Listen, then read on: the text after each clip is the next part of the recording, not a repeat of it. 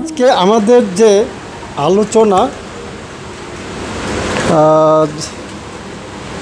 যারা এসেছেন বক্তা হিসাবে তাদেরকে আমি প্রথমে ডেকে নিচ্ছি আমাদের আরেকজন ভূতপূর্ব ব্যাংক ম্যানেজার মাননীয় সাক্ষী গোপাল দেব মহাশয়কে। তিনি এসেছেন মুর্শিদাবাদের কাঁদি থেকে।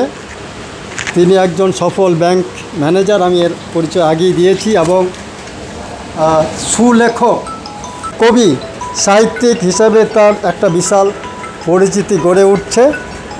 তো প্রসাদ পত্রিকায় তার লেখা প্রভাতরঞ্জনের নবশিবায় শান্ত গ্রন্থকে অনুসরণ করে নটরাজ সদাশিব সম্পর্কে তিনি আলোকপাত করেছেন, সেটা প্রকাশিত হচ্ছে। তো আজকে আমাদের এই সেমিনারের কেন্দ্রীয় বিষয় যে সম্প্রতি যেহেতু বাংলা ভাষাকে ধ্রুপদী ভাষা হিসাবে সম্মানিত করেছে, তো আমরা কিছুক্ষণ আগেও আলোচনা করলাম যে সংস্কৃত ভাষার যে প্রাপ্য, সেই প্রাপ্যের কথা, তার স্বীকৃতির কথা আমাদের এবার বলতে হবে। তো সংস্কৃত ভাষাকে বঞ্চিত করে রাখা হয়েছে, এর পেছনে যে প্রেক্ষাপট, সেই প্রেক্ষাপট সম্পর্কে আলোকপাত করতে যাচ্ছেন আমাদের মাননীয় সাক্ষী গোপাল দেব মহাশয়। তিনি তার বক্তব্য দুটো পর্বে উপস্থাপন করবেন। প্রথম পর্বে যে প্রভাতরঞ্জন সরকার ভাষাবিজ্ঞানী হিসাবে তিনি ভাষাবিজ্ঞানে যে চর্চা করেছেন একেবারে বৈজ্ঞানিক ভিত্তির উপরে, তো যেটা অন্যান্য ভাষাবিজ্ঞানীদের কাছে আমরা পাইনি বা আমাদের নজরে পড়েনি। তো ভাষাবিজ্ঞান চর্চা করার আগে তিনি ভূতত্ত্ব, পৃথিবীর বা সৌরজগতের যে ভূতাত্ত্বিক বিকাশ ঘটেছিল তার প্রতি আলোকপাত করেছিলেন। তারপরেই এই পৃথিবী মানুষের বাসযোগ্য হয়েছিল, সে অনেক দিন আগেকার কথা। সেখান থেকে আমরা একটা ছোট্ট বিষয় বেছে নিয়েছি যে সংস্কৃত ভাষার যেহেতু আমাদের বিষয়, তো এই সংস্কৃত ভাষাকে পুষ্ট করেছে বৈদিক ভাষা। তো এবং বৈদিক ভাষার যারা বিকাশ লাভ করেছেন তারা হচ্ছেন আর্য, মধ্য এশিয়া থেকে তারা এসেছিলেন। তো এই মধ্য এশিয়া থেকে আর্যরা ভারতবর্ষে এসেছিলেন বৈদিক ভাষার চর্চা করতে করতে, বেদ রচনা করতে করতে।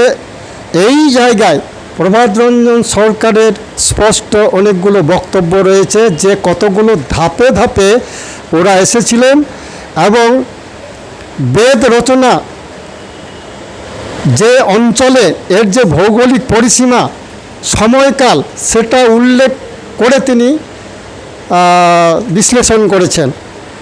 প্রথম পর্বে সাক্ষী গোপাল দেব মহাশয় এই দুটো প্রসঙ্গের উপরে আলোকপাত করবেন।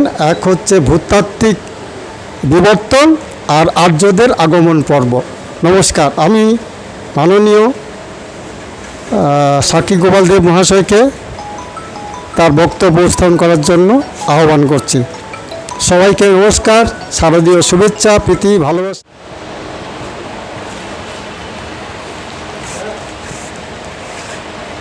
আমি সর্বপ্রথম জানাই আমার পরমারাধ্য গুরুদেব শ্রী শ্রী আনন্দমূর্তিজির চরণে কোটি কোটি প্রণাম। শ্রী শ্রী আনন্দমূর্তিজি সারা পৃথিবীর কল্যাণের জন্যে তিনি এসেছেন এবং একদিকে তিনি ধর্মগুরু হিসাবে শ্রী শ্রী আনন্দমূর্তিজি নামে তার ভক্তদের কাছে পরিচিত। আর ওনার আর একটা রূপ আছে, তিনি বিদগ্ধ পণ্ডিত এবং পণ্ডিত যে ডেফিনেশন আমরা পাই যে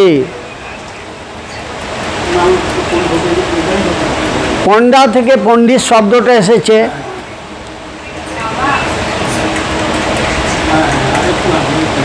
একটু একটু দয়া করে একটু, তা আমরা সাধারণত পণ্ডিত শব্দটা এসেছে কি পণ্ডা থেকে। পণ্ডা শব্দের মানে হচ্ছে যে যিনি ব্রহ্মকে জানেন।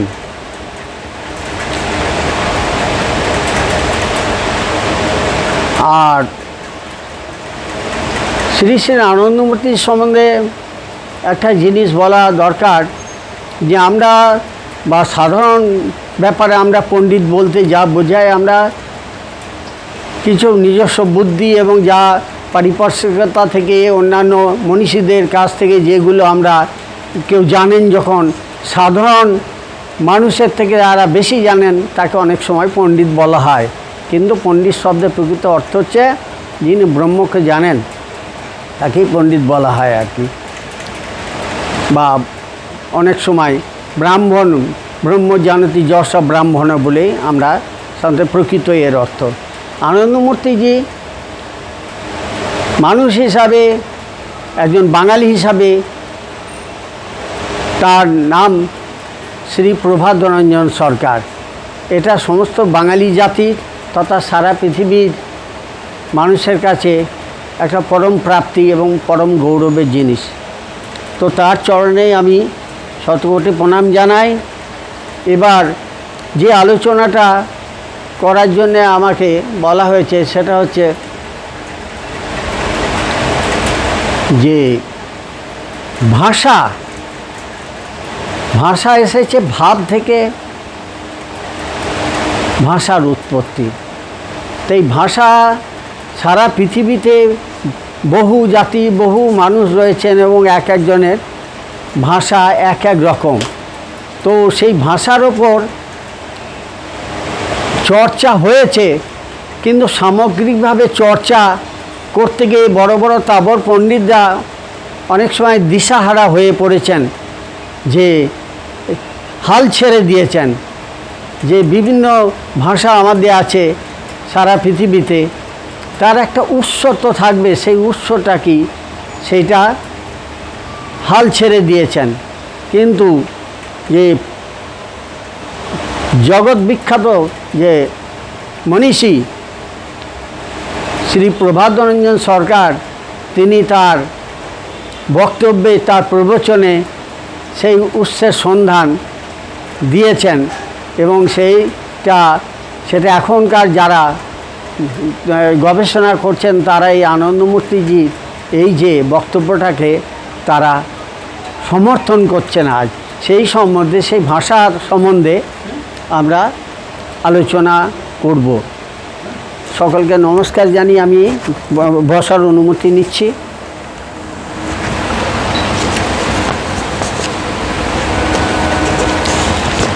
মানব সভ্যতা বা মানুষ বা পশু পক্ষী জীবজগৎ সৃষ্টি হওয়ার আগে আমাদের আলোচনা করতে হবে কীভাবে সমস্ত এই যে পৃথিবী, বিশেষ করে পৃথিবীর যে ভৌগোলিক বা ভূতাত্ত্বিক বিবর্তন কিভাবে হয়েছে একটা সংক্ষেপে সেটা সম্বন্ধে আলোচনা করলে সুবিধা হবে। কিন্তু পরবর্তী যে পৃথিবীর যে পরিবর্তন এবং সমাজের পরিবর্তনটা হয়েছে, তাহলে আমরা একটা রূপরেখা পেতে পারি এবং সেটা আমাদের পক্ষে বুঝতে সুবিধা হবে আর কি। পৃথিবীর ভূতাত্ত্বিক বিবর্তন ও বিকাশ প্রসঙ্গে আলোচনা। ভূতত্ত্ববিদদের পর্যবেক্ষণ অনুযায়ী পৃথিবীর ভৌগোলিক বিকাশকে প্রধানত তিনটে ভাগে ভাগ করা যায়। কেনোজয়িক যুগের সূত্রপাত ঘটেছিল আজ থেকে প্রায় 6 কোটি বছর আগে। তার আগে মেসোজয়িক যুগের বিপুলাকার ডাইনোসরাস, গুন্টাসরাস, কপটেসিয়াস প্রভৃতি প্রাণীরা বিলুপ্ত হয়েছে। রারের বুকে এইসব বৃহদাকার প্রাণীর অস্তিত্ব ছিল। ডাইনোসরদের বিলুপ্তির কারণ সম্পর্কে বিভিন্ন বৈজ্ঞানিকদের ধারণা বিভিন্ন। ভূতত্ত্ববিদ শ্রী প্রভাতরঞ্জন সরকারের মত অনুযায়ী এক প্রবল হিমযুগ ডাইনোসরদের ধরাপৃষ্ঠ থেকে নিশ্চিহ্ন করে দিয়েছিল এবং মেসোজয়িক যুগের সমাপ্তি রচনা করেছিল। সেই হিমযুগ চলে যাওয়ার পর নতুন নতুন ফ্লোরা ও ফনা নিয়ে কেনোজয়িক যুগের সূচনা হয়েছিল। ভূতত্ত্ববিদ এবং ঐতিহাসিক শ্রী প্রভাতরঞ্জন সরকার পুরুলিয়ার পাহাড়ে মেসোজয়িক যুগের ডাইনোসরাসের জীবাশ্ম আবিষ্কার করেছেন, যারা রারের প্রাচীনত্বকে প্রমাণ করেছে। ফ্লোরা ও ফনার বৈশিষ্ট্যের বিচারে বিজ্ঞানীরা কেনোজয়িক যুগকে 7টি পর্বে ভাগ করেছেন, যার মধ্যে একটি হলো প্লিস্টোসিন ও সর্বশেষ হলো হলোসিন। প্লিস্টোসিন যুগে শুরু হয়েছে আজ থেকে 30 লক্ষ বছর আগে। এটা আমাদের মনে রাখতে হবে যে ভূতাত্ত্বিক বিবর্তনের শেষ হয়েছে প্রায়, এবং শেষের দিকে আস্তে আস্তে যে আসছে, তো আজ থেকে 30 লক্ষ বছর আগে এই প্লিস্টোসিন পর্বে মানুষের আবির্ভাব ঘটেছে রারের মাটিতে। তাহলে আমরা কি পাচ্ছি যে হলোসিন যুগে শুরু হয়েছে 20,000 বছর আগে। বৈজ্ঞানিকেরা হলোসিন যুগকে বলছেন বর্তমান যুগ, মডার্ন এজ। 10 লক্ষ বছর আগে প্লিস্টোসিন যুগে যে মানুষটি ধরাপৃষ্ঠে প্রথম আবির্ভূত হয়েছিল 10 লক্ষ বছর আগে, বৈজ্ঞানিকেরা তার নাম দিয়েছেন অস্ট্রালোপিথেকাস। প্লিস্টোসিন যুগে অস্ট্রালোপ্যাথিকাস আধুনিক মানুষের বিবর্তিত হবার মধ্যবর্তী অংশে 3টি স্তরের আবির্ভাব ঘটেছিল। এই 3টি স্তর হলো হোমো ইরেক্টাস, হোমো স্যাপিয়েন্স ও ক্রোমাগলন। হোমো ইরেক্টাসে আগুনের আবিষ্কার করেছিল প্রায় 5 লক্ষ বছর আগে। এদের অস্তিত্ব 2 লক্ষ বছর আগেও ছিল। হোমো ইরেক্টাসের ফসিল পাওয়া গেছে রারের মাটিতে। শ্রী প্রভাতরঞ্জনের সংগ্রহশালায় সেই জীবাশ্মটি রক্ষিত আছে। বলা বাহুল্য ফসিলের আবিষ্কর্তা শ্রী প্রভাতরঞ্জন সরকার স্বয়ং, অর্থাৎ শ্রী শ্রী আনন্দমূর্তি। বাংলার গ্রাম গঞ্জ, নদী, পর্বত, গুহা, অরণ্য, মাঠ ঘাট অবাধে পরিভ্রমণ করে তিনি ইতিহাসে রসদ সংগ্রহ করেছেন। হোমো সেপিয়ানদের শেষ চিহ্ন পাওয়া গেছে 50,000 বছর আগেকার। হোমো স্যাপিয়েনরা সাংস্কৃতিক জীবন শুরু করেছিল।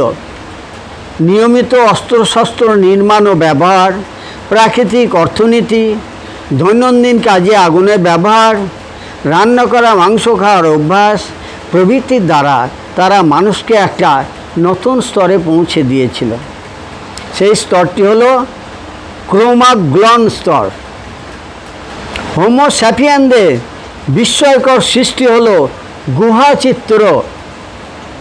প্রায় লক্ষাধিক বছর আগেকার সংকীর্ণ অপরিসর অন্ধকার গুহার দেওয়ালে হোমো সেপিয়ানদের আঁকা রঙিন চিত্রগুলির কিছু কিছু নিদর্শন আজও আধুনিক শিল্পীদের বিস্ফারিত দৃষ্টির সম্মুখে টিকে আছে।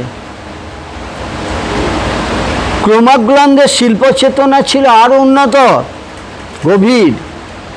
রারের ক্রোমাগলন পর্যায়ভুক্ত মানুষের কৃষি আবিষ্কার ও শিল্প চেতনার পথ ধরেই বিকশিত হয়েছে ধর্মীয় চেতনা। বর্তমান মানুষের তারা হলো প্রথম প্রতিনিধি। শ্রী প্রভাদানন্দন সরকার বলেছেন, রাঢ়ে কৃষির আবিষ্কার হয়েছে প্রায় 20,000 বছর আগে। সমাজ একটা প্রাথমিক রূপ পরিগ্রহ করতে শুরু করে। সমাজ মনস্তত্ত্বে অতিপ্রাকৃত শক্তি সম্পর্কে ধারণা ইন্দ্রজালিক ক্রিয়াকলাপে স্থান পেতে থাকে। এই পরিবেশেই রাঢ়ের মানুষের ভাষা একটি নির্দিষ্ট রূপ বা অবয়ব প্রাপ্ত হয়, যা অচিরেই সংস্কৃত ভাষারূপে আত্মপ্রকাশ করে। রাঢ়ের মানুষের উদ্ভাবিত সংস্কৃত ভাষা যখন পূর্ব ভারতে প্রতিষ্ঠিত হয়ে গেছে, তখন পশ্চিম দিক থেকে বৈদিক আর্যরা দলে দলে ভারতে প্রবেশ করছে। অর্থাৎ সংস্কৃত প্রতিষ্ঠিত হয়ে গেছে পূর্ব ভারতে। পূর্ব ভারতের মতো পশ্চিম ভারতেও তখন অনার্য সভ্যতা বিস্তৃত ছিল। প্রায় 10,000 বছর আগে থেকে বৈদিক আর্যরা ভারতে আসতে শুরু করে। সুদূর প্রাগৈতিহাসিক কালের এই গুরুত্বপূর্ণ তথ্য আমাদের কাছে চিরদিনই অজ্ঞাত থেকে যেত, যদি না শ্রী প্রভাতরঞ্জন সরকার তার দিব্য দৃষ্টিতে এই চিত্রটি আমাদের সম্মুখে তুলে ধরতেন। তৎকর্তৃক পরিবেশিত এই তথ্য প্রাচীন সভ্যতার সামাজিক, রাষ্ট্রনৈতিক ও সাংস্কৃতিক ইতিহাস সম্পর্কিত এ যাবৎ প্রচলিত সমস্ত ধ্যান ধারণাকে ভেঙে তছনছ করে দিয়েছে। মানব সভ্যতার নবতর ইতিহাস রচনার নতুন দিক তিনি তৈরি করে দিয়েছেন। বাঙালি বইয়ে তিনি এই জিনিসটা দিয়েছেন। বাঙালি জাতির আত্মপ্রকাশের পেছনে রয়েছে অস্ট্রিক, মঙ্গলয়েড ও নিগ্রোয়েড গোষ্ঠীর সংমিশ্রণ। গোড়ার দিকে বাঙালি জাতির পূর্বপুরুষদের জীবিকা ছিল চাষবাস, বস্ত্র বয়ন, মাছ ধরা। এদের মধ্যে যারা চাষবাসে নিযুক্ত ছিলেন তারা বৌদ্ধিক স্তরে অনেকটা এগিয়েছিলেন। এদের একটি অংশ জ্ঞান চর্চায় মনোনিবেশ করে। এই সময়ে পূর্ব ইউরোপ ও মধ্য এশিয়া থেকে দক্ষিণ পূর্ব এশিয়া পর্যন্ত মোটামুটি একই রকমের ভাষা প্রচলিত ছিল। এরা আমাদের নতুন একটা দিশা দেখাচ্ছে কি, এই সময় পূর্ব ইউরোপ ও মধ্য এশিয়া থেকে দক্ষিণ পূর্ব এশিয়া পর্যন্ত মোটামুটি একই রকমের ভাষা প্রচলিত ছিল। রাঢ়ের মানুষ মধ্যপ্রদেশের উপর দিয়ে মধ্য এশিয়া পর্যন্ত যাতায়াত করত। পৃথিবীতে তখন জনসংখ্যা ছিল খুবই কম। আর্যদের মধ্যে সেই সময় বৈদিক ভাষার চর্চা শুরু হয়েছিল মধ্য এশিয়ায়। রাঢ়ের বাঙালি জাতি সমসাময়িক কালে সংস্কৃত ভাষার চর্চা শুরু করেন। ওই একই সময় সংস্কৃত ভাষার চর্চা চলছে। ভারতবর্ষে আর্যদের আগমন পর্ব। ভারতবর্ষে আদি বাসিন্দা হচ্ছে মঙ্গোলীয়, অস্ট্রিক ও নিগ্রো গোষ্ঠীর মিশ্রণজাত দ্রাবিড় গোষ্ঠী। প্রায় 10,000 বছর আগে পর্যন্ত এরাই ছিল ভারতবর্ষের প্রাচীন অধিবাসী। তখন মধ্য এশিয়ায় যাযাবর শ্রেণীর একদল মানুষ বসবাস করত। তাদের জীবিকা ছিল মূলত পশু শিকার। তারা দীর্ঘকাল এক দেশে বসবাস করত না। তারা কৃষিকাজ জানত না। পশু শিকার করে যখন খাদ্য সংগ্রহ করা অসম্ভব হয়ে উঠেছিল, তখন তারা নজর দিয়েছিল পশুপালনের দিকে। তাতেও তারা কোনো সুরাহা করতে পারেনি। মধ্য এশিয়ার নিষ্ঠুর প্রকৃতি তাদের জীবনযাত্রাকে দুর্বহ করে তুলেছিল। তুষার ঝঞ্ঝায় দলে দলে পশু মারা যেতে লাগলো, মানুষও মারা যেত। এমন একটা সময় এসেছিল যখন মধ্য এশিয়ায় পশু খাদ্য সংগ্রহের কোনো সম্ভাবনাই ছিল না। চরম খাদ্যাভাবের সম্মুখীন হয়ে মধ্য এশিয়ার আর্যরা খাদ্যের অন্বেষণে পৃথিবীর অন্যান্য সুলভ খাদ্যের দেশে ছড়িয়ে পড়েছিল। এমত অবস্থায় প্রায় 10,000 বৎসরকাল যাবৎ তাদের বিভিন্ন গোষ্ঠী ভারতবর্ষের দিকে অগ্রসর হতে থাকে। মধ্য এশিয়া থেকে ভারতবর্ষে তাদের আগমন 4টি ধাপে সম্পন্ন হয়। ভারতবর্ষে প্রবেশ করার পর বিজয়ী আর্যরা এখানকার প্রাচীন আদিবাসী বৃন্দদের অবজ্ঞাসুলভভাবে অনার্য নামে অভিহিত করত। আর্যরা ভারতবর্ষে প্রবেশ করেছিল তাদের বৈদিক ভাষা, বৈদিক সাহিত্য, সভ্যতা ও সংস্কৃতিকে সঙ্গে নিয়ে। আর্যদের ভারতবর্ষে আগমনের পূর্বেই ভারতবর্ষের একটি বলিষ্ঠ তান্ত্রিক সভ্যতা গড়ে উঠেছিল। অবধারিতভাবে আর্য অনার্য সভ্যতা সংস্কৃতির দ্বন্দ্ব দীর্ঘদিন ধরে চলার পর একটি সুস্থ সমন্বয় সাধন ঘটেছিল। আর্যদের ভাষার নাম বৈদিক ভাষা।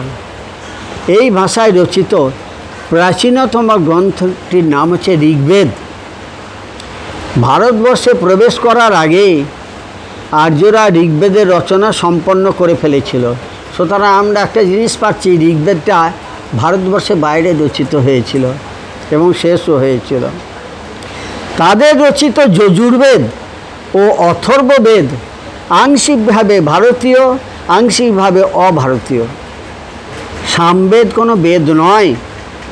বিভিন্ন বেদের সঙ্গীতাংশ নিয়ে সামবেদ একটি সংকলন। ভাষাবিজ্ঞানী ও ঐতিহাসিক শ্রী প্রভাতরঞ্জন সরকার বলছেন, অভারতীয় আর্য সভ্যতার সর্বপ্রাচীন নিদর্শন হিসাবে কেবল ঋগ্বেদকে মেনে নেওয়া যেতে পারে। অভারতীয় তার মানে আর্যদের শুধু। যজুর্বেদ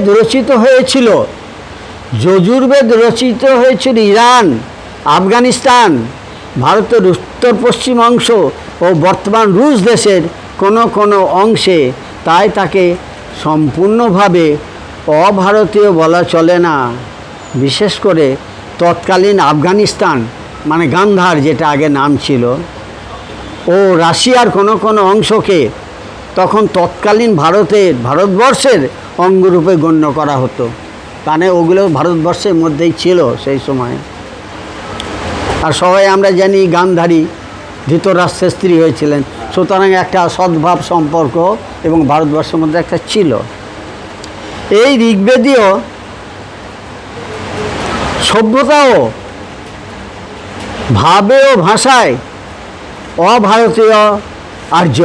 কিন্তু পরবর্তীকালে অন্ন ও গৃহের খোঁজে যখন বৈদিক আর্যরা পৃথিবীর অন্যান্য সুলভ খাদ্যের দেশে ছড়িয়ে পড়ল, তখন তাদের যে শাখা, বিভিন্ন শাখায় তারা এসেছে, বিভিন্ন শাখায় অন্যান্য দিকে ছড়িয়ে গেছে, তখন যখন তাদের যে শাখা আরণ্যব্রজ, এখন যেটাকে ইরান বলে আমরা জানি, আরণ্যব্রজ বা ইরান ও আফগানিস্তানের মধ্য দিয়ে ভারতে এসেছিল যজুর্বেদের রচয়িতা তারাই। যারা ইনার হয়ে আফগানিস্তানে এসেছেন, যজুর্বেদ রচয়িতা তারাই। আর্য ভারতীয় সভ্যতা বলতে মূলত তাদের সভ্যতাকেই বোঝায়, অর্থাৎ শুধু আর্য নয়, আর্য ভারতীয় সভ্যতা। ভারতবর্ষে প্রবেশ করার পর প্রথম ধাপে আর্যরা পারস্য, আফগানিস্তান ও উত্তর পশ্চিম ভারতের মধ্যে বিস্তার লাভ করেছিল। আমরা ইতিহাসেও পড়েছি, উত্তর পশ্চিম সীমান্ত প্রদেশ দিয়ে আর্যরা ভারতবর্ষে ঢুকেছিল। আগমনকারী আর্যরা ভারতের উত্তরাংশে পার্বত্য উপত্যকাতে প্রথমে বসবাস আরম্ভ করে। এই অঞ্চলে অধিবাসীদের সঙ্গে আর্যদের রক্তগত লেনদেন বেশি না হলেও সংস্কৃতির দিক দিয়ে আর্যরা অনার্যদের দ্বারা ব্যাপকভাবে প্রভাবিত হয়েছিল। এই অঞ্চলে প্রাচীন অধিবাসী খস নামীয় অনার্যগণকে পরাজিত করে আর্যরা এখানে বসবাস স্থাপন করে।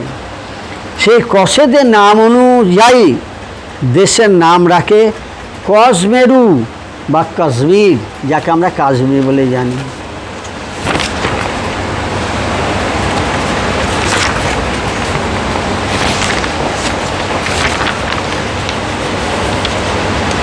বহিরাগত আর্যরাই ভারতবর্ষে প্রবেশ করার পরে এদেশে প্রাকৃতিক সৌন্দর্যে অভিভূত হয়ে দেশটির নামকরণ করেন ভারতবর্ষ।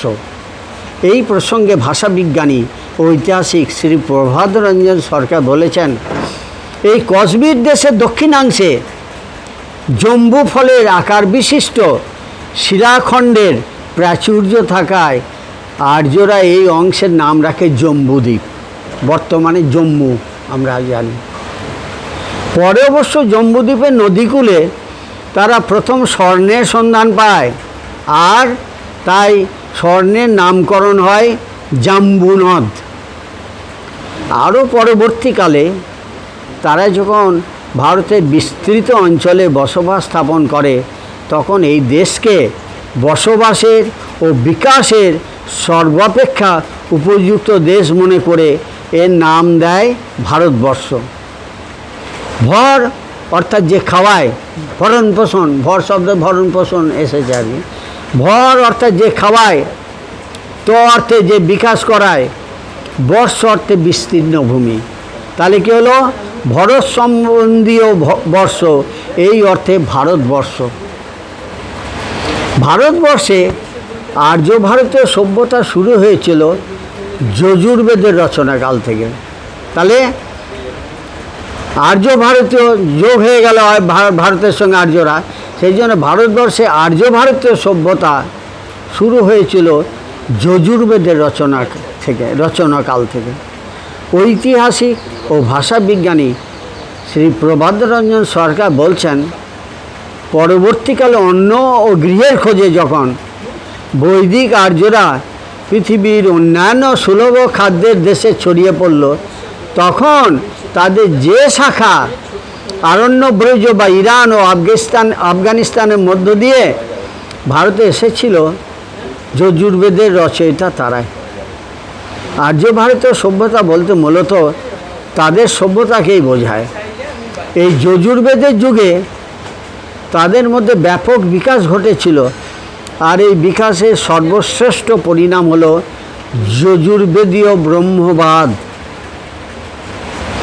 এই যজুর্বেদীয় যুগে এই যে ব্রহ্মের ধারণা এলো এই সময়ে, এই যজুর্বেদীয় যুগে সাধারণ আর্যের বৌদ্ধিক স্তর যেমন উন্নত হয়েছিল, মুনি ঋষিদের মধ্যে দার্শনিকতা তথা আধ্যাত্মিকতাও সুন্দরভাবে ফুটে উঠেছিল। এই যজুর্বেদের ব্রহ্মবাদ ঋগ্বেদের ব্রহ্মবাদের চেয়েও অনেক বেশি গভীর ও অনেক বেশি স্পষ্ট। আগে ভাষা ধারণা ছিল, কিন্তু এই সময়ে আরও ব্রহ্মবাদ সুস্পষ্ট এবং আরও যুক্তিযুক্ত হলো আর কি, স্পষ্ট হলো। অথর্ববেদের রচনা মূলত ভারতে হয়েছিল। এই বেদের রচনাকালে আর্যরা অনার্যদের সংস্পর্শে আসায় ও তাদের সঙ্গে ভাব সংঘাত মানে মত বিনিময় হওয়ায় অনার্যদের তন্ত্রের প্রভাবে এই অথর্ব বেদের উপর সুস্পষ্ট। তাই এই অথর্ব বেদকে আর্য সভ্যতার নিদর্শন হিসাবে মেনে নেওয়া যেতে পারে না। এটা ভারতবর্ষে রচিত হয়েছিল। অথর্ব বেদের সূক্ষ্ম দার্শনিকতায় বিশেষ করে নৃসিংহ তাপনীয় শ্রুতিতে আর্য বেদের চাইতে অনার্য তন্ত্রের প্রভাবেই বেশি। অর্থাৎ তন্ত্র ঢুকে গেল। তন্ত্র হচ্ছে আমাদের ভারতের নিজস্ব জিনিস, ওরা আর্যরা আনেনি আর কি। লিপিহীন আর্য ভারতের, তখন আর্যদের লিপি জানে না, লিপি সম্বন্ধে ধ্যান ধারণায় শুধু মুখে ভাষাটা আছে, কিন্তু লিপি দেয়। লিপিহীন আর্য ভারতের কী হলো? দ্রাবিড়দের সংস্পর্শে, দ্রাবিড় ভারতীয়, হ্যাঁ, তো অস্ট্রিক আর এই জাতি নিগ্রো, এদের সংমিশ্রণে দ্রাবিড় জাতির সৃষ্টি। লিপিহীন আর্য ভারতের দ্রাবিড়দের সংস্পর্শে এসে প্রথম অক্ষর জ্ঞান লাভ করে আর্যরা।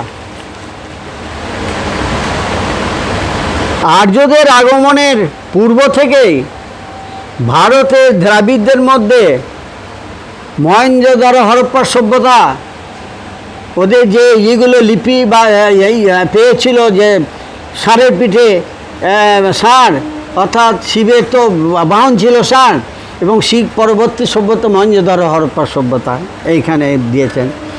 ভারতের দ্রাবিড়দের মধ্যে মহেঞ্জোদারো হরপ্পা সভ্যতা লিপির প্রচলন ছিল, তাদের লিপি অলরেডি তখন শুরু হয়ে গিয়েছিল, কিন্তু আর্যদের তখনও পর্যন্ত ছিল না আর কি।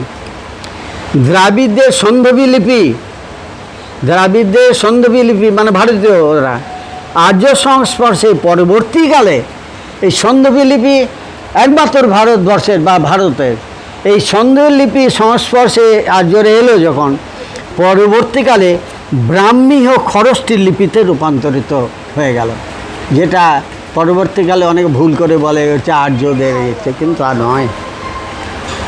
তাহলে পরবর্তীকালে সন্ধবী লিপি কী হয়ে গেল? ব্রাহ্মী ও খরষ্টি লিপিতে রূপান্তরিত হয়েছিল। লিপি না থাকায় অভারতীয় আর্যদের যে অসুবিধা ছিল লিপি শেখায়, ভারতীয় আর্যদের সে অসুবিধা দূর হয়েছিল বটে, কিন্তু তাদের অধিকাংশই পুরানো কুসংস্কারের জন্য বেদকে লিপিবদ্ধ করতে চাননি। মানে মজার জিনিস, আর্যদের মধ্যে বেদ তারা লিখেছিলেন, কিন্তু অপৌরুষীয় বলে বেদকে লেখা চলবে না। ভারতবর্ষে আসার পর, লিপি দেখার পর, লিপি শেখার পর, তখনও পর্যন্ত বহুদিন ধরে আর্যরা মানে ভারতীয় আর্যরা তারা বেদকে লিপিবদ্ধ করেননি, পাপ হবে, এবং অপৌরুষীয় বলতো, হ্যাঁ এটা ভগবানের নিজের দেওয়া এইসব বলে। কিন্তু অলরেডি লিপি হয়ে গেছে, ভারতবর্ষে লিপি আবিষ্কার হয়েছে এবং তা লিখিত মহেঞ্জোদারো হরপ্পা অলরেডি শুরু হয়েছে, কিন্তু ভারতীয় আর্যরা সেটা অনেক দিন পর্যন্ত লিপিবদ্ধ করেনি। বেদ বলতো অপৌরুষীয়, ওটা শ্রুতি নামে ছিল। কানে শোনাও মনে রাখো, আবার শিষ্যকে দাও কানে শোনো মনে রাখো। ওরা বহুত দিন পর্যন্ত একে লিপিবদ্ধ করেনি, তাতে বহু জিনিস হারিয়ে গেছে, এরকম এখানে বলছে। অভারতীয় আর্যদের যে অসুবিধা ছিল লিপি শেখায়, ভারতীয় আর্যদের সে অসুবিধা দূর হয়েছিল বটে, কিন্তু তাদের অধিকাংশ পুরনো কুসংস্কারের জন্য বেদকে লিপিবদ্ধ করতে চাননি। বেদ রচনাকালে বেদ রচিত হয়নি, বেদ রচিত হচ্ছে কিন্তু করতে দেয়নি, লিপিবদ্ধ করতে দেয়নি। তার কারণ ছিল তখন আর্যদের লিপি ছিল না। কিন্তু এই কথাটা লিপি আবিষ্কারের পরেও লোকে বুঝতে চায়নি। তারা ভাবলো বেদ লেখা অন্যায়, অন্যায় বলে ও বেদের নাম শ্রুতি বলে ঋষিরা তা লেখেননি। যাই হোক, অনেক পরবর্তীকালে কাশ্মীর দেশে তৎকালীন প্রচলিত সারদা লিপি, তখন অলরেডি ভারতবর্ষের লিপি আবিষ্কার হয়েছে, লিখিত হয়েছে, সারদা লিপি কাশ্মীরে অলরেডি শুরু হয়ে গেছে। কাশ্মীর দেশে তৎকালীন প্রচলিত সারদা লিপিতে বেদসমূহ লিখিত হয়। ওদের যে যারা ইয়ে ছিল কট্টরপন্থী আর্য ভারতীয় যারা, তাদের ওরা ই করেনি, ওই যে সারদা লিপিতে অলরেডি তারা শুরু করে দিয়েছে আর কি। তাহলে কী হলো? কাশ্মীর দেশে তৎকালীন প্রচলিত সারদা লিপিতে বেদসমূহ লিখিত হয়, তখন আর না লিখে উপায় ছিল না, শুরু হয়ে গেছে, আর কে বাধা দেবে? কারণ সমস্ত বেদ জানা লোক, উপায় ছিল না। কেন উপায় ছিল না? হারিয়ে যেতে বসেছে বেদ, যারা একদিন মুখে মুখে মুখে মুখে চলে এসেছিল। তো বলছে না লিখে উপায় ছিল না, ওই আর্য ভারতীয়রা তখন সম্মতি দিয়েছে, কারণ সমস্ত বেদ জানা লোক তখন ছিল না, মরে ধরে গিয়েছে। বেদ জানা লোক তখন ছিল না বললেই চলে। ও আংশিকভাবে যাদের কণ্ঠস্থ, আংশিকভাবে কিছু লোকের কণ্ঠস্থ, এমন লোকের সংখ্যা অনেক কমে গেছিল। তাই কাশ্মীর পণ্ডিতরা যখন বেদ লিপিবদ্ধ করলেন, তখন দেখা গেল বেদের অনেকাংশ চিরদিনের জন্য লুপ্ত হয়ে গেছে। নিজের সর্বনাশ নিজেরাই করে ফেলেছেন। আর্যদের আগমনকালে ভারতের অনার্যরা ছিল মোটামুটি বিচারে 3টি গোষ্ঠীতে বিভক্ত। এর মধ্যে অস্ট্রিক নিগ্রো মিশ্রজাত দ্রাবিড় সম্প্রদায়, এটা মনে রাখার ব্যাপার। এদের মধ্যে অস্ট্রিক নিগ্রো মিশ্রজাত দ্রাবিড় সম্প্রদায় বুদ্ধিবৃত্তি আধ্যাত্মিকতায় সবচেয়ে উন্নত ছিল। এ সম্বন্ধে প্রচলিত কথাই আছে, পূবের রানী, পশ্চিমের পানি, উত্তরের ধনী আর দক্ষিণের জ্ঞানী। তাহলে বুঝতে পারছেন ওরা আধ্যাত্মিকতা এবং বুদ্ধির দিকে অনেক উন্নতি ছিল সাউথ ইন্ডিয়া, যার জন্য দেখবেন ওখানে সংস্কৃত ভাষাই বেশি তাদের ভাষার মধ্যে আর কি। তো আধ্যাত্মিক বুদ্ধিবৃত্তি আধ্যাত্মিকতায় সবচেয়ে উন্নতি ছিল। এদের তন্ত্র সাধনা, দেখুন তন্ত্র সাধনা ভারতবর্ষের নিজস্ব, এদের তন্ত্র সাধনায় জ্ঞান ও ভক্তি ছিল প্রাধান্য। দ্রাবিড়ের পরেই নাম করে যেতে পারে মঙ্গোলীয় গোষ্ঠীভুক্ত সম্প্রদায়গুলির। এদের তন্ত্র সাধনায় কর্মভক্তির প্রাধান্য ছিল। অস্ট্রিক গোষ্ঠীভুক্ত সম্প্রদায়গুলি বৌদ্ধিক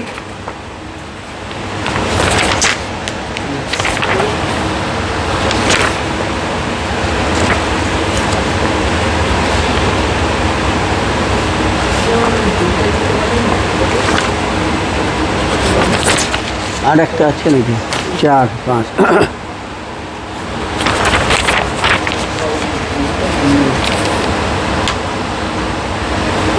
লুপ্ত হয়ে গেছিল। আচ্ছা ঠিক আছে, তখন দেখা গেল বেদের অনেকাংশে চিরদিন যেন লুপ্ত হয়ে গেছে, এটা শেষ হয়ে গেছে। তাহলে জানা গেল আমাদের এই ভৌগোলিক পরে এই সমস্ত যে আর্য এবং অনার্যের মধ্যে মিশ্রণ পর্ব। এবার বিবর্তনের ধারা প্রবাহে, এবার ভাষায় আসছি আমরা। বিবর্তনের ধারা প্রবাহে বাংলা ভাষা বিশ্ব ভাষায় উত্তরণের পথে। বিশ্বের প্রাচীনতম ভাষা বৈদিক ভাষা ও সংস্কৃত। মানুষ জাতির মনের ভাব প্রকাশের যত রকম মাধ্যম রয়েছে তার মধ্যে অন্যতম শ্রেষ্ঠ মাধ্যম হচ্ছে ভাষা। ভাষায় সমগ্র বিশ্বে মানুষের মধ্যে ভাবনা চিন্তার যোগসূত্র রক্ষা করে চলেছে। তাই ভাষা যত শক্তিশালী হবে মানুষের ভাবের আদান প্রদানও তত ভালো হবে।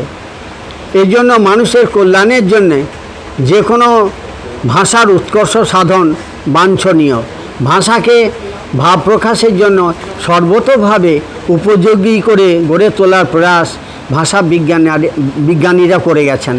এক্ষেত্রে ভারতবর্ষে প্রাচীনকালে ঐতিহাসিক ভূমিকা পালন করে স্মরণীয় বরণীয় হয়ে রয়েছেন পাণিনি, যাস্ক, পতঞ্জলি, বোপদেব, ভর্তৃহরি প্রমুখ মনীষীবৃন্দ। সেই কালিদাসের সময়কার আমরা জানি। বৈদিক ও সংস্কৃত ভাষা তাদের ঐতিহাসিক অবদানে বিশ্বের শ্রেষ্ঠতম ভাষায় সমাদৃত হয়েছে। ঊনবিংশ শতাব্দীতে আন্তর্জাতিক ক্ষেত্রে তুলনামূলক ভাষা বিজ্ঞানের চর্চায় অবতীর্ণ হয়েছিলেন ম্যাক্স মুলার, গিয়ারসন, ফ্রাঞ্জ বফ প্রমুখ মনীষীবৃন্দ, যারা ইন্দো ইউরোপীয় ভাষা বিজ্ঞান চর্চায় ঐতিহাসিক পটভূমিকা রচনা করে গেছেন। আধুনিক যুগে বাংলা ভাষার ক্ষেত্রে এই ভূমিকায় অবতীর্ণ হয়েছিলেন ভাষা বিজ্ঞানী সুনীতি কুমার চট্টোপাধ্যায়, সুকুমার সেন প্রমুখ বিদ্বজ্জন। বিংশ শতাব্দীর শেষ পর্বে বাংলা ভাষা চর্চাকে কেন্দ্র করে বিশ্বের ভাষা বিজ্ঞানের চর্চায় অবতীর্ণ হয়েছেন ভাষা বিজ্ঞানী শ্রী প্রভাত রঞ্জন সরকার। বাংলা ভাষাকে কেন্দ্র করে ভাষা বিজ্ঞানী শ্রী প্রভাত রঞ্জন সরকার সমগ্র বিশ্বের ভাষা নিয়ে আলোচনা করেছেন। বিশ্বের 200 ভাষাই ছিল তার অবাধ বিচরণ ক্ষেত্র। তিনি বলেছেন মানুষ পৃথিবীতে আবির্ভূত হয়েছে 10 লক্ষ বৎসর পূর্বে, তাই মানুষের ভাষার ইতিহাসও সেই 10 লক্ষ বছরের। যদিও লিপি আবিষ্কৃত হয়েছে মাত্র 6000 বছর পূর্বে। এখানে একটা জিনিস বলে রাখার দরকার, শ্রী শ্রী আনন্দমূর্তি জি তত শ্রী প্রভাত রঞ্জন সরকার, তিনি সারা পৃথিবীতে মানুষ তার কাছে আসতেন তারা, এবং শ্রী প্রভাত রঞ্জন সরকার বা শ্রী শ্রী আনন্দমূর্তির সঙ্গে যখন কথা বলতেন তারা তাদের ভাষা ছাড়া অন্য কোনো জানতো না। ইংরাজিও জানতো না, একটা চীনা ম্যান বা চীনা ভাষা, তিনি তো অন্য চীনা ভাষা ছাড়া বলতে পারবেন না। তো আনন্দমূর্তিজি সবারই ভাষা বুঝতে পারতেন, সবারই ভাষায় তাকে উত্তরও দিতেন, এবং তিনি 200-এরও বেশি পৃথিবীর ভাষা জানতেন। তাহলে বুঝতে পারছেন মানে কি দিয়ে বিচার করবেন তাকে। তো বাংলা ভাষাকে কেন্দ্র করে বিষয়টা হলো, যদিও লিপি আবিষ্কৃত হয়েছে মাত্র 6000 বছর পূর্বে, শ্রী প্রভাতরঞ্জন সরকার পৃথিবীর প্রধান প্রধান ভাষাগুলোকে মূলত 4 ভাগে বিভক্ত করেছেন। প্রধান প্রধান ভাষা, পৃথিবীর সব ভাষাকে 4 ভাগে ভাগ করেছেন। কি সেটা? আর্য ভারতীয় ভাষা গোষ্ঠী একটা, আর্য ভারতীয় ভাষা গোষ্ঠী যেটা ভারতবর্ষ সম্পর্কিত আর কি যারা রয়েছেন, তাতে আর্য অনার্য 2 আছে। 2 হচ্ছে হিব্রু ভাষা গোষ্ঠী, 3 হচ্ছে লাতিন ভাষা গোষ্ঠী, 4 হচ্ছে চৈনিক ভাষা গোষ্ঠী। প্রধান প্রধান যে 4টে ভাষায় ভাগ করেছেন উনি। বিভিন্ন ভাষা সম্পর্কে আলোচনা করতে গিয়ে তিনি বলেছেন, খুব মজার কথা এবং নতুন, এই পৃথিবীর ভাষা সম্পর্কে আলোচনা করতে গিয়ে তারা তাবর ভাষা বিজ্ঞানীরা এক জায়গায় এসে হাল ছেড়ে দিয়েছেন। তারা যে এই যে ভাষাগুলো 4টি প্রধান ভাষা গোষ্ঠী, এর উৎস কোথায়? তারা সব উৎস ধরে যাচ্ছেন, শেষ পর্যন্ত তারা আর পাচ্ছেন না, লিঙ্ক পাচ্ছেন না। যেমন হিব্রু, লাতিন, তারপর চীন ভাষা, হ্যাঁ, তো একটা জায়গা পর্যন্ত গিয়ে তারা আর পাচ্ছে না। এবার তার সমাধান প্রভাতরঞ্জন সরকার দিয়ে দিলেন। কি সেটা? তিনি বিভিন্ন ভাষা সম্পর্কে আলোচনা করতে গিয়ে তিনি বলেছেন, পৃথিবীর সব ভাষায় এক নিয়মে চলে। তাহলে যে ভারতবর্ষ ভাষা এক নিয়ম, চৈনিক ভাষা আলাদা নিয়ম, তা চলে না, সব ভাষায় এক নিয়মে চলে। এবার সেইটা উনি বলছেন। তিনি তার বর্ণবিজ্ঞান গ্রন্থে, তিনি বই লিখেছেন, সেগুলো বলেছেন। তিনি তার বর্ণবিজ্ঞান গ্রন্থে বলেছেন, পৃথিবীর সব ভাষায় এক সূত্রে বাঁধা, সূত্রে মণিগণা ইব, কোনো ভাষায় নিয়মের বাইরে যায় না। যে ভাষাগুলো প্রাকৃত সুরে রেশ বয়ে চলতো, তাদেরও শেষ পর্যন্ত নিয়মের বন্ধনে আসতে হয়েছে। প্রাকৃত ভাষা বিভিন্ন জনগোষ্ঠী বিভিন্ন ভাষায় বলছে প্রাকৃত ভাষা, কিন্তু তাদের একটা সময় এসে একটা নির্দিষ্ট নিয়মে তাকে সেই ভাষাগুলো চলতে হয়েছে, আসতে হয়েছে, নিয়মের বন্ধনে আসতে হয়েছে।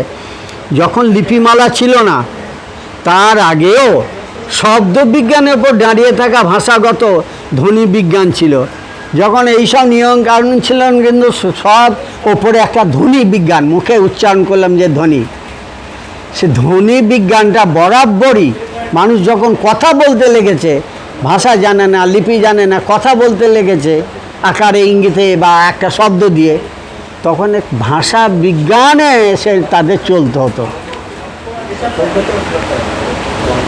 তো ধ্বনি বিজ্ঞান ছিল।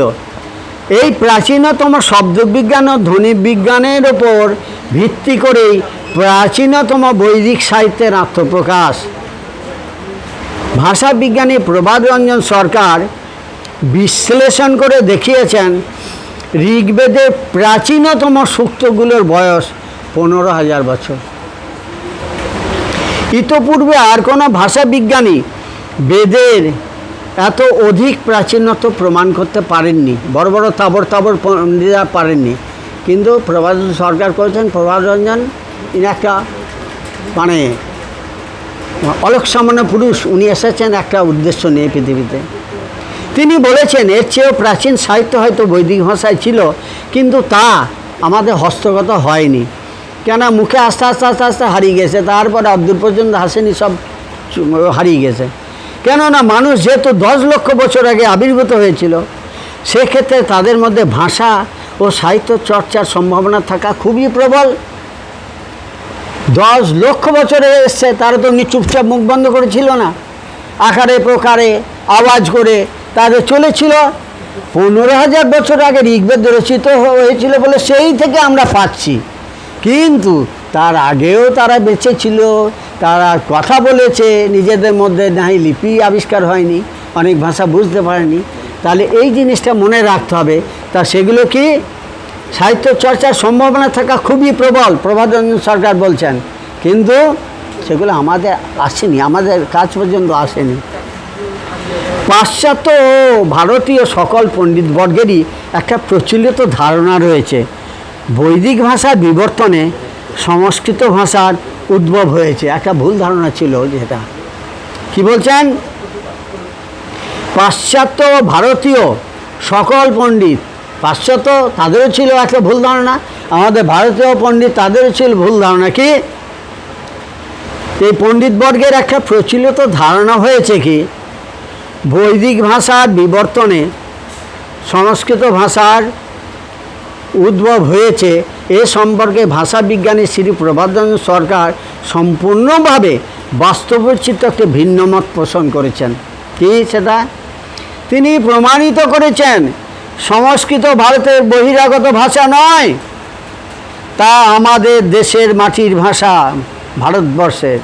তার এই অভিমতের সমর্থনে তার রচিত বিভিন্ন গ্রন্থের কয়েকটি উদ্ধৃতি উল্লেখ করা হচ্ছে। রাঢ়ের মানুষ সে কটা সেটা বলছেন। 1 নম্বর হচ্ছে, রাঢ়ের মানুষ যদিও অস্ট্রিক ও নিগ্র রক্তভূত, কদাচিত মঙ্গোলীয়, কিন্তু রাঢ়ের ভাষায় সংস্কৃত শব্দের ছড়াছড়ি। রাঢ়ের ভাষায় তৎসম, ভগ্ন তৎসম, তদ্ভব, অর্ধ তদ্ভব শব্দের অতি প্রাচুর্য, অর্থাৎ সংস্কৃত ভাষা শব্দগুলো প্রচুর। এবং বলেছেন 92% আমরা যে ভাষায় কথা বলি বাংলা, বা তার সংস্কৃত শব্দ 92 ভাগ। তাহলে কি করে আমাদের বাইরে থেকে কেউ দিয়েছে বৈদিক শব্দ, তা নয়। প্রায় শতকরা 92টি শব্দ প্রত্যক্ষ ও পরোক্ষভাবে সংস্কৃত ভাষার সঙ্গে সম্পর্কযুক্ত। রাঢ় ভারতের পূর্ব প্রত্যন্তে অবস্থিত, রাঢ় ভারতের পূর্ব প্রত্যন্তে অবস্থিত সংস্কৃত ভাষা, এখানে বোঝার ব্যাপার আছে যে রাঢ়টা কত, ভারতবর্ষের পূর্ব প্রান্তে, পশ্চিম থেকে বহু পূর্ব প্রান্তে প্রত্যন্ত অবস্থিত। সংস্কৃত ভাষা যদি বৈদেশিক ভাষা হতো, আর তা যদি ভারতের উত্তর পশ্চিম সীমান্ত থেকে এ দেশে এসে থাকে, তবে এই দূর প্রত্যন্ত রাঢ়ের কথ্য ভাষায় এত বেশি সংস্কৃত শব্দ এলো থেকে। এটা খুবই স্বাভাবিক, কোথাও উত্তর পশ্চিম অন্ধ্রপ্রদেশ দিয়ে এসছে বা ওইখানে চলছে, তার রাঢ় কত দূরে ওখান থেকে, কিন্তু রাঢ়ে সংস্কৃত শব্দের ছড়াছড়ি। তাহলে এইখানে কি করে এত আগে থেকে চলছে, এই একটা। এ থেকে ধরনের অনুমান করা অসঙ্গত হবে না যে আর্যদের আগমনের সঙ্গে সংস্কৃতের খুব বড় একটা সম্পর্ক নাই। একদম কেটে দিলেন ভুল ধারণা একদম। আর সংস্কৃত বিদেশাগত নয়, বাইরে থেকে আসেনি, এই ভারতবর্ষের নিজস্ব ভাষা। বৈদিক শাস্ত্রগুলি যে ভাষায় রচিত তা তো সংস্কৃত নয়, তাই তাকে বলা হয় বৈদিক ভাষা। তা বৈদিক ভাষা বলছে কেন, সংস্কৃত নয় বলে বৈদিক ভাষা বলছে। আর যদি সংস্কৃত তাহলে বলতো সংস্কৃত। তো এইখানে ওরা নিজেরাই নিজের এতে ধরা পড়ে গিয়েছে। তাই বলছেন বৈদিক শাস্ত্রগুলি যে ভাষায় রচিত তা তো সংস্কৃত নয়, তাই তাকে বলা হয় বৈদিক ভাষা। সংস্কৃতের সঙ্গে তার আকাশ পাতাল তফাৎ। অনেকে যে বলেন বৈদিক ভাষার বিবর্তিত রূপ হলো প্রাকৃত ভাষা, এ কথাটা আংশিকভাবে সত্য, কিন্তু পুরো সত্য নয়। প্রাকৃত ভাষা কোথাও সম্পূর্ণ সংস্কৃতের, কোথাও সংস্কৃত বৈদিকের মিশ্রিত রূপের জনপ্রচলিত রূপ। এটা সভ্যতার আদিবিন্দু রাঢ়ে বাবা এই শ্রী প্রভাতরঞ্জন সরকার বলেছেন। 2 নম্বর কি, কেউ কেউ বলেন সংস্কৃত ভাষা নাকি মধ্য এশিয়া থেকে এসেছিল। মধ্য এশিয়া মানে রাশিয়ার ওখান থেকে এসেছিল, কিন্তু কথাটা যুক্তিগ্রাহ্য নয়। এটাই বরং গ্রহণযোগ্য যে সেকালে মধ্য এশিয়া ও পূর্ব ইউরোপ থেকে শুরু করে দক্ষিণ পূর্ব এশিয়া পর্যন্ত কতকটা একই ধরনের ভাষা চলতো। এটা কিন্তু বোঝার ব্যাপার। কি সেকালে মধ্য এশিয়া ও পূর্ব ইউরোপ থেকে শুরু করে এই ভারতবর্ষের দক্ষিণ পূর্ব এশিয়া পর্যন্ত কতকটা একই ধরনের ভাষা চলতো, যা দক্ষিণ পূর্ব দিকের ভাষা তাই সংস্কৃত, আমাদের এই দিকে যে ভাষা সেই তাই হচ্ছে সংস্কৃত। আচ্ছা, যা কিছুটা উত্তর পশ্চিমের তা বৈদিক ভাষা, ওই মানে আর্যরা যেখান থেকে এসেছিল না সেই দিকে, তাহলে তা হচ্ছে বৈদিক ভাষা। আর্যরা বাইরে থেকে ভারতে এসেছিল তাতে কোনো সন্দেহ নেই। আর আর্য প্রভাব ভারতের উত্তর পশ্চিমাংশে যতটা, দক্ষিণ পূর্বাংশে ততটা নয়। আর্যদের সঙ্গে বৈদিক ভাষা এসেছিল, কিন্তু সংস্কৃত ভাষা, আমি রাঢ়ের বইতে প্রভাতরঞ্জন সরকার বলছেন যে আমি রাঢ়ের বইতে স্পষ্ট করেই বলেছি এটা ভারতেরই ভাষা, বাইরে থেকে আসেনি। নম শিবায় শান্তয় গ্রন্থে উনি বলেছেন। প্রথম ধাপ ভাষাগত বিচারে আমি যতটা বুঝি, সংস্কৃতের জন্ম রাঢ় ভূমিতে, পিয়ার সরকার বলছেন, প্রভাতরঞ্জন সরকার। কিন্তু যে প্রাচীন ভাষাকে আজকাল আমরা বৈদিক ভাষা বলি, তা আর্যদের সঙ্গে এদেশে এসেছিল উত্তর পশ্চিম দিক থেকে। আর্যদের ভারতে আগমনের প্রথম ধাপটা ছিল সিন্ধু, সৌবীর ও সপ্ত সিন্ধু দেশ পর্যন্ত। প্রথম যখন আসে তখন সপ্ত সিন্ধু ওখানে বসে, আর যেহেতু সিন্ধু শব্দটা আর্যরা দন্তেশ উচ্চারণ করতে পারতো না, সিন্ধু না বলে তারা বলতো হিন্দু, সিন্ধু বলতে পারতো না। আর সেই হিন্দু হওয়া থেকে চলে এসেছে হিন্দুস্তান, তাহলে আসলে কথা হবে সিন্ধুস্তান। কিন্তু যেহেতু দন্তেশ উচ্চারণ করতে পারতো না বলে তারা উচ্চারণ করতে পারতো না, সেই জন্য হিন্দুস্তান হয়ে গেল। আবার পরবর্তীকালে যদিও অপ্রাসঙ্গিক, কিন্তু আমাকে বলতে হচ্ছে, সেই শব্দ নিয়ে আমাদের সনাতন ধর্মকে অনেকে বানিয়ে ফেলে হিন্দু সনাতন হিন্দু ধর্ম। এটা ভুল। আচ্ছা, এবার হলো কি, তাহলে প্রথম ধাপটা কী ছিল? সিন্ধু, সৌবীর ও সপ্ত সিন্ধু দেশ পর্যন্ত। সপ্ত সিন্ধু কোনটা? শতদ্রু, বিপাশা, ইরাবতী, চন্দ্রভাগা, বিতস্তা, কাবুল, সিন্ধু, এই 7টি নদীকে নিয়ে সপ্ত সিন্ধু। পরবর্তীকালে নাম হয়ে যায় পাঞ্জাব, মানে 5টা নদীকে নিয়ে হয়েছে পঞ্চ আব। আব মানে হচ্ছে জল বা নদী আর কি, 5 মানে 5, সুতরাং পঞ্চ যুক্ত আব, অর্থাৎ 5 জলধারার দেশ পাঞ্জাব। হিসাব থেকে সিন্ধু ও কাবুল নদীটাকে বাদ দিয়ে দাঁড়িয়েছিল 5 নদী। এটাই হলো ভারতের বৈদিক প্রভাবের প্রথম ধাপ। দ্বিতীয় ধাপে আর্যরা আরও কিছুটা দক্ষিণ পূর্বে এসেছে, এগিয়ে আসছে কিন্তু ভেতরের দিকে, ভারতবর্ষের এই দিকে পূর্ব দিক থেকে। যমুনা অববাহিকার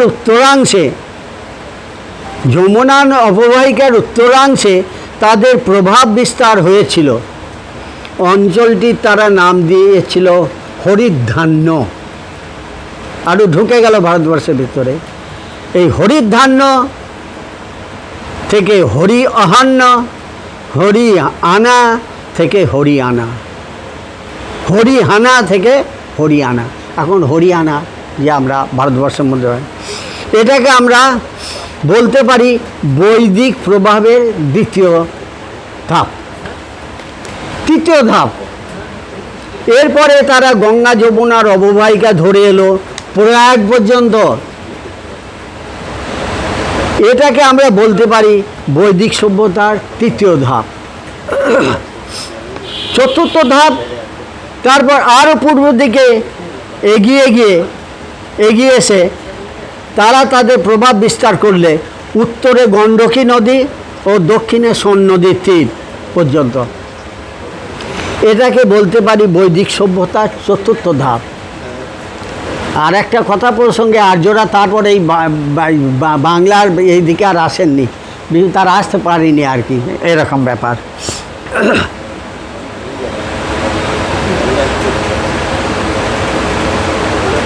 এই ধাপটিতেই ছিল, এই যে চতুর্থ ধাপটিতেই ছিল সুপ্রাচীন কাশী রাজ্য, বেনারস, বারাণসী। লক্ষণীয় আরও এই যে প্রথম ধাপটিতে বৈদিকের যে কন্যা উদ্ভূতা হয়েছিল তা পরিচিত ছিল পাশ্চাত্য পৈশাচী প্রাকৃত নামে। দেখুন আস্তে আস্তে ওই শেষ দিকে চলে আসছে, ভাষা চলে আসছে পাশ্চাত্য ও পৈশাচী প্রাকৃত নামে। এই পাশ্চাত্য ও পৈশাচী প্রাকৃত জাত ভাষাগুলিতে যেমন পস্ত হচ্ছে পাঞ্জাবিদের ভাষা, পস্তু ভাষা আর কি, বৈদিক তদ্ভব শব্দের ছড়াছড়ি। তাহলে বৈদিক তদ্ভব শব্দের ছড়াছড়ি দ্বিতীয় ধাপটিতে অর্থাৎ হরিয়ানবী ভাষায় বৈদিক তদ্ভব শব্দের শতকরা হার কিছুটা কমে আসছে। যত ভারতবর্ষের ভিতরে চলে আসছে আর্য প্রভাবটা কমে আসছে, ভাষাও সেই অনুযায়ী কমে আসছে প্রভাবটা। তাহলে প্রথমে কী ছিল ওই যে বৈদিক তদ্ভব শব্দের ছড়াছড়ি, তারপরে কিছুটা কমে এলো হরিয়ানবী ভাষায় বৈদিক তদ্ভব শব্দের শতকরা হার কিছুটা কম। আর চতুর্থ ধাপের ভাষায় অর্থাৎ ভোজপুরিতে বৈদিক তদ্ভব শব্দের হার আরও কিছুটা কম। কারণ ভোজপুরি গানাতে আমরা মোটামুটি পেয়ে যাচ্ছি যে একটা শব্দগুলো আমরা পাই, গানগুলো সুমিষ্ট লাগে আরও, যে হামরে বাবা অন্তর্যামী মানে কে পারি, হামরে বাবা অন্তর্যামী মানে কে পারি, এই মানে কে পারি রে ভাইয়া মানে কে পারি, হামরে বাবা অন্তর্যামী মানে কে পারি। শব্দগুলো মধুর হয়ে যাচ্ছে কিন্তু দেখবেন। তাহলে ভোজপুরি ভাষা অনেক ভালো লাগে, অনেক আরও মিষ্টি লাগে। বাংলাতে তো আরও রসগোল্লা হয়ে গেল বাংলা, সেটা পরবর্তী ক্ষেত্রে। আর ভোজপুরিতে বৈদিক তদ্ভব শব্দের হার আরও কিছুটা কম।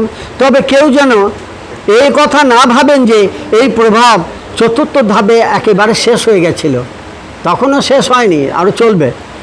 প্রত্যক্ষ বৈদিক প্রভাব এই চতুর্থ ধাপে শেষ হলে বটে, প্রত্যক্ষ বৈদিক প্রভাব চতুর্থ ধাপে শেষ হলো বটে, কিন্তু রেশ থেকে যাচ্ছে। কিন্তু পরোক্ষ প্রভাব প্রাক গৌড়ীয় সভ্যতায় তথা গৌড়ীয় সভ্যতার অঙ্গ প্রত্যঙ্গে আষ্টে পৃষ্ঠে ভরে রইল এবং ভরে রয়েছে। ওই প্রভাবটা কিছুটা রয়ে গেল আষ্টে পৃষ্ঠে। বাংলা বাঙালি বইয়ে শ্রী প্রভাতরঞ্জন সরকার এই সম্বন্ধে বলেছেন ডিটেলস। শ্রী প্রভাতরঞ্জন সরকারের ভাষা বিজ্ঞানের আলোচনা থেকে জানা যায় প্রাকৃত ভাষাগুলির জন্ম হয়েছিল আজ থেকে ৩,৫০০ বছর আগে। প্রাকৃত ভাষাগুলির জন্ম হয়েছিল অর্থাৎ মহাভারতীয় যুগের পূর্বেই এই প্রাকৃত ভাষাগুলি জন্ম হয়েছিল। বর্তমানকালে আমরা দক্ষিণ ভারতের ভাষা ছাড়া যতগুলি ভাষা দেখতে পাই তা এইসব প্রাকৃত ভাষা থেকে উদ্ভূত হয়েছে। ৩,৫০০ বছর আগে যে সমস্ত প্রাকৃত ভাষার উদ্ভব হয়েছিল সেইগুলোকে তিনি ৭টি ভাগে বিভক্ত করেছেন। সেইগুলো হলো নিম্নরূপ: মাগধী প্রাকৃত ১ নম্বর, ২ নম্বর হচ্ছে সৌরসেনী প্রাকৃত, ৩ নম্বর হচ্ছে পৈশাচী প্রাকৃত, ৪ নম্বর হচ্ছে পাশ্চাত্য প্রাকৃত, ৫ নম্বর হচ্ছে পল্লবী প্রাকৃত বা সন্ধবী প্রাকৃত, ৬ নম্বর হচ্ছে মালবী প্রাকৃত, ৭ নম্বর হচ্ছে মহারাষ্ট্রী প্রাকৃত। দেখুন ৭টা ভাগে ভাগ হয়েছে।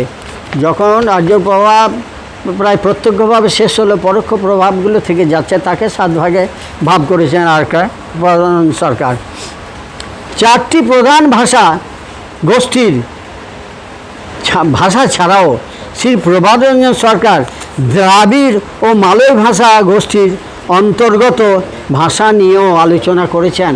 কি অসাধারণ পাণ্ডিত্য তার! দেখুন বাংলা ভাষার জন্ম, দেখুন এবার আমাদের আসছে বাংলা ভাষায়। বাংলা ভাষার জন্ম মাগধী প্রাকৃত থেকে। বাংলার সংলগ্ন রাজ্যে বিহারের মগহী, ভোজপুরি নাগপুরি, মৈথিলি ও অঙ্গিকা ও মাগধী প্রাকৃতজাত ভাষা বলে ভাষাগত নৈকট্যের দিক থেকে এরা বাংলা ভাষার সঙ্গে গভীরভাবে সংযুক্ত। তার মতে এই 5টি ভাষায় ভাষারূপে স্বীকৃতি পাওয়ার যোগ্য। এগুলোকে উপভাষা বলে দূরে সরিয়ে রাখা সমীচীন নয়।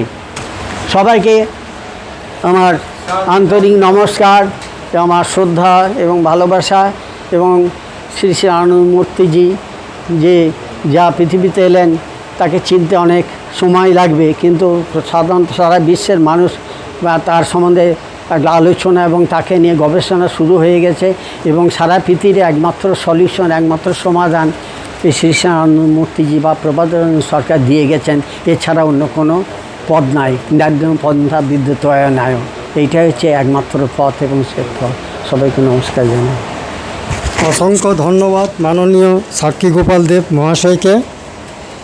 তিনি আমাদের প্রাক্তন ভূতপূর্ব ব্যাংক ম্যানেজার ছিলেন।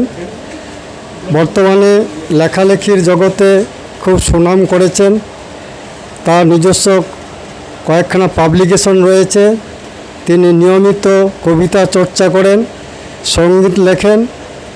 তো আর এই বিদগ্ধ সমাজে অনেক অজানা বিষয় উপস্থাপন করেন। তাকে আমরা অশেষ ধন্যবাদ জানাচ্ছি। তিনি প্রথম পর্বে যে বিষয়টা সূত্রপাত করলেন সেটা হচ্ছে পৃথিবীর ভূতাত্ত্বিক বিবর্তন বা বিকাশ। তারপরে এই পৃথিবীতে আদিম মানুষের আবির্ভাব রাঢ়ে হয়েছিল, সেই প্রসঙ্গ আলোচনা করেছেন। তারপরে আর্য এবং অনার্য সংঘাত, আর্যদের আগমন পরপর 4টি ধাপে হয়েছিল, সেটা ব্যাখ্যা করলেন। এই ব্যাখ্যার মধ্যে প্রভাতরঞ্জন সরকারের ভাষাবিজ্ঞান চর্চায় আমাদের কাছে একটা জিনিস অত্যন্ত অদ্ভুত লেগেছে। আপনারা সবাই জানেন, আমরা সবাই শ্রদ্ধা করি শ্রদ্ধেয় সুনীতি কুমার ভট্টাচার্য, শ্রদ্ধেয় সুকুমার সেন, যারা ভাষাবিজ্ঞানী হিসাবে সমাদৃত, ডক্টর শহীদুল্লাহ বাংলাদেশের।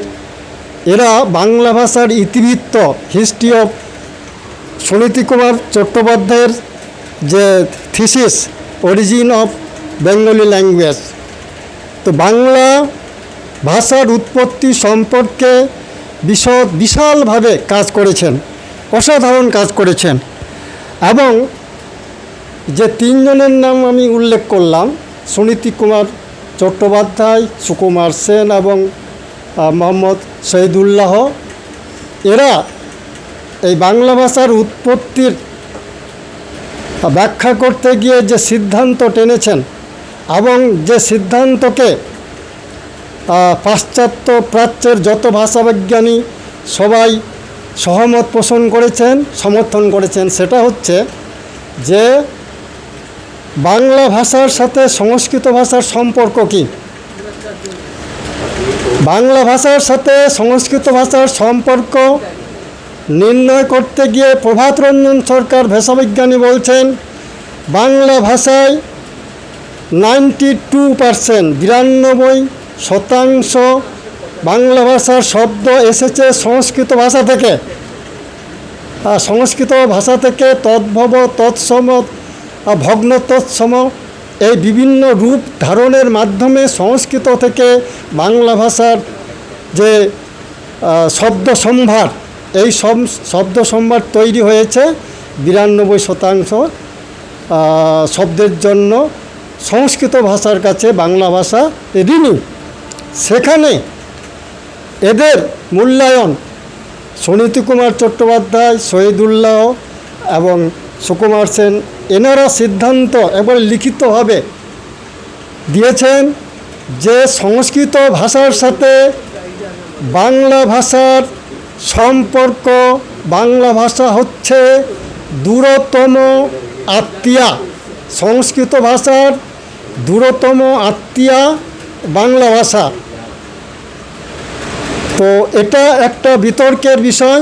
এই জায়গাটা প্রভাত রঞ্জন সরকার যা বলেছেন সেটা আমাদের সামনে বিরাট একটা নোট অফ ইন্টারোগেশন তৈরি করে দিয়েছেন।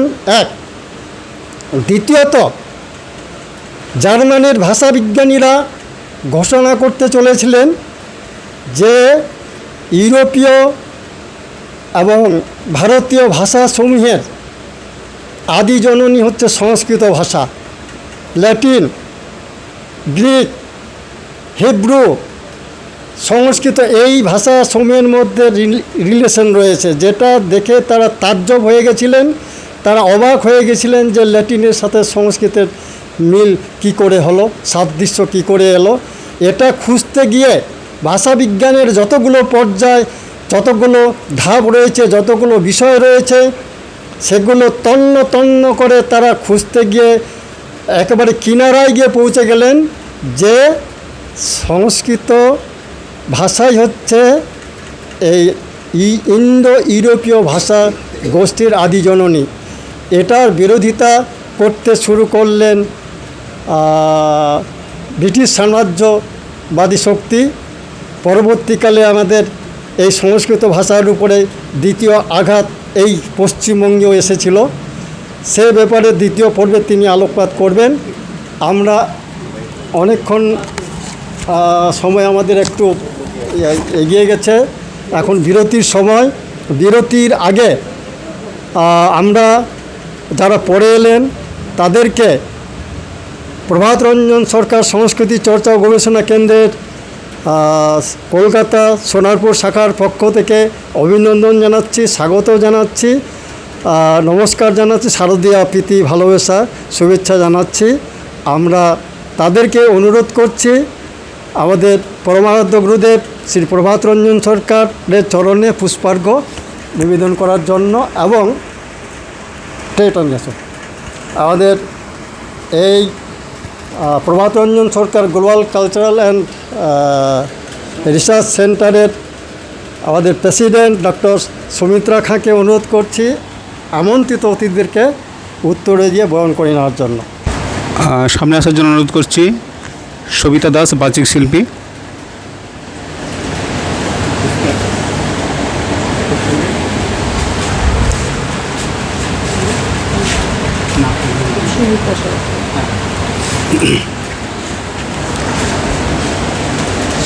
মাননীয় সবিতা দাসকে উত্তরে যে বরণ করে নিচ্ছেন আমাদের মাননীয়া সবিতা দাসকে উত্তরে দিয়ে বরণ করলেন সুমিত্রা খাঁ মহাশয়। এবার সুমিতা সরকার আনন্দমূর্তিজির চরণে প্রতিকৃতিতে পুষ্পার্ঘ্য প্রদর্শন করলেন।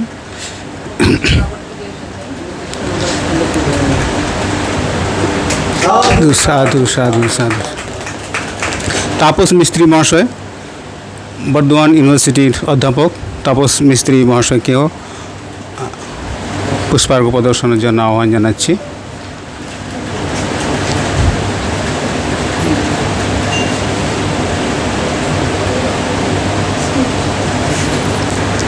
তাপস মিস্ত্রি মহাশয়কে উত্তরীয় পরিয়ে বরণ করে নিচ্ছেন সুমিত্রা খাঁ মহাশয়। মাননীয় সত্যব্রত সাহা দাদাকে আনন্দমূর্তিজির চরণে পুষ্পার্ঘ্য অর্পণ করার জন্য আমন্ত্রণ জানাচ্ছি। এখন আনন্দমূর্তিজির চরণে পুষ্পার্ঘ্য অর্পণ করছেন শ্রদ্ধেয় সত্যব্রত সাহা মহাশয়। তাকে উত্তরীয় পরিয়ে বরণ করে নিচ্ছেন সুমিত্রা খাঁ। বাঁশরী মোহন পাইক মহাশয়, বিশিষ্ট বাচিক শিল্পী। বাঁশরী মোহন পাইক আনন্দমূর্তিজির প্রতিকৃতিতে পুষ্পার্ঘ্য অর্পণ করলেন। তাকে উত্তরীয় পরিয়ে বরণ করে নিচ্ছেন মাননীয়া সুমিত্রা খাঁ মহাশয়।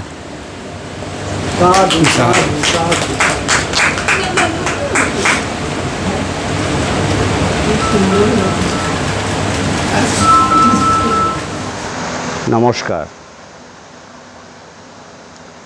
বিদ্রোহী কবি কাজী নজরুল ইসলামকে শ্রদ্ধাঞ্জলি জানিয়ে কবি অপূর্ব দত্ত লিখেছেন দুই বাংলা। আমাদের ছিল ধুলো কাদামাখা একখানা ছোট গ্রাম, আমাদের ছিল কাল বৈশাখী, আম লিচু কালো জাম। আমাদের ছিল একখানা নদী, তার পাশে স্কুল। বৈশাখে ছিল রবীন্দ্রনাথ, জ্যৈষ্ঠীতে নজরুল।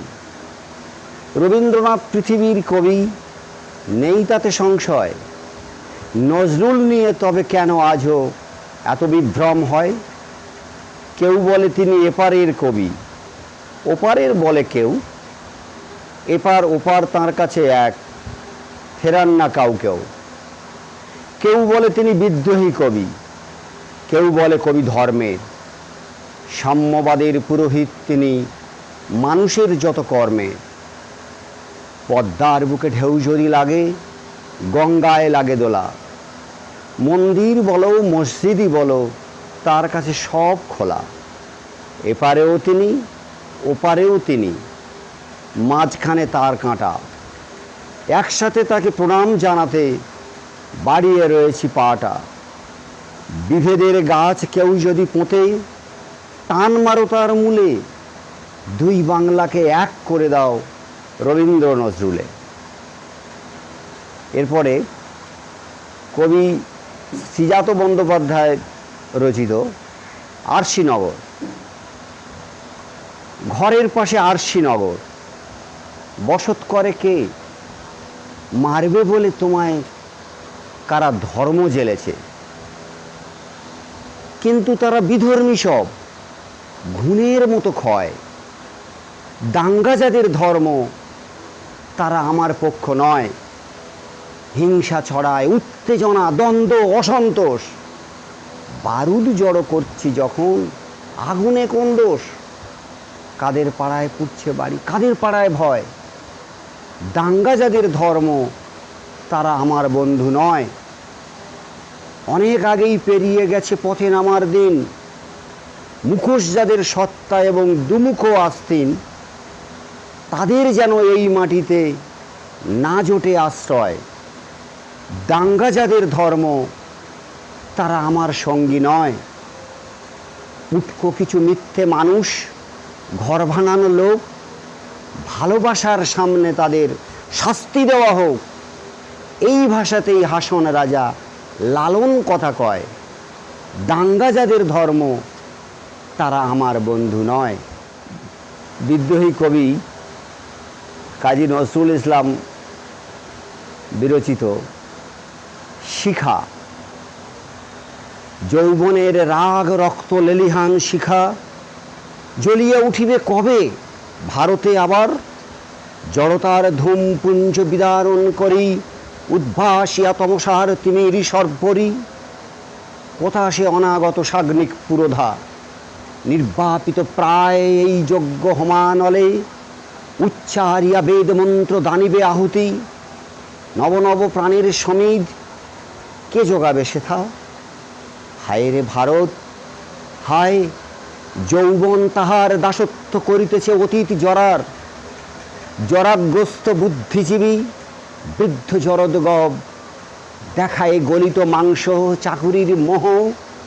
যৌবনের টিকা পরা তরুণের দলে, আনিয়াছে একেবারে ভাগাড়ে শ্মশানে। যৌবনে বাহন করি পঙ্গু জরা, আজি হইয়াছে ভারতের জনগণপতি। যে হাতে পাইত শোভা খরতরবারি, সেই তরুণের হাতে ভোট ভিক্ষা ঝুলি বাঁধিয়া দিয়াছে। হায় রাজনীতি ইহা, পলায়ে এসেছি আমি লজ্জায় অপমানে। যৌবনের লাঞ্ছনা দেখিবার আগে কেন মৃত্যু হইল না আমার? যৌবনের আবরণে ভারতে কি তবে দলে দলে ফিরিতেছে বৃদ্ধ প্রাণ জরা? নহিলে সিন্ধুবাদ কেমন করিয়া ফিরিতেছে যৌবনের স্কন্ধে চড়ি আজও? অতীতের অর্থভূত সেই অদ্ভুত অতীত কি আজও বর্তমানকে শাসিবে? এই ভূতগ্রস্ত জাতি জানি না কেমনে হইবে স্বাধীন, কভু পাইবে স্বরাজ। রে তরুণ তোমারে হেরিয়া আমি কাঁদি, অসম্ভবের পাতে অভিযান যার, সুদূর ভবিষ্যতে দুর্মদ দুর্বার। সে আজি অতীত পানে মেলিয়া নয়ন, কেবলই পিছনে চলে নেতার আদেশে, তলোয়ার হইয়াছে লাঙলের ফলা। তোমাদের মাঝে আছে নেতা, তোমাদের বুকে জাগে নিত্য ভগবান। ভয়হীন দ্বিধাহীন নিত্যহীন তিনি, তোমারে আধার করি সেই মহাশক্তি প্রকাশিতে চান নিত্য। চাহো আঁখি খুলি, আপনার মাঝে দেখো আপন স্বরূপ। বৃদ্ধ সাবধানী কবু হইতে পারে না তোমাদের নেতা। তোমাদের মাঝে আছে বীর সব্যসাচী, আমি শুনিয়াছি বন্ধু সেই ঐশী বাণী। ঊর্ধ্ব হতে রুদ্রমোর নিত্য কহে হাঁকি, তোমাদের প্রাণের অনির্বাণ শিখা। যৌবনের হোমকুণ্ডু পাশে বৃদ্ধ বসি আগুন পোহাবে। বন্ধু, এ দৃশ্য দেখিতে যেন নাহি বাঁচি আর, সমাধি হইতে আর যেন নাহি উঠি প্রলয়ের আগে। নমস্কার।